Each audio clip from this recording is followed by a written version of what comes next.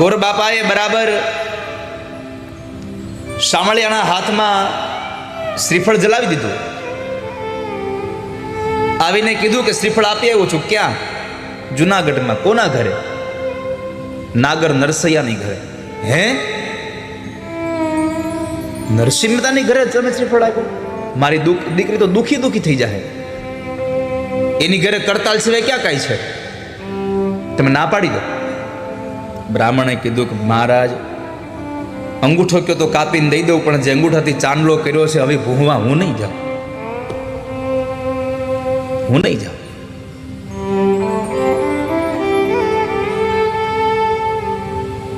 દીકરીના બાપે કીધું એક કામ કરો, તમે ના પાડવા ન જાઓ તો કઈ નહીં, એક ચિઠ્ઠી તો મારી દઈ આવો. આ ચિઠ્ઠી દઈ આવો, લાવો. વેવાઈએ ચિઠ્ઠી લખી દીધી.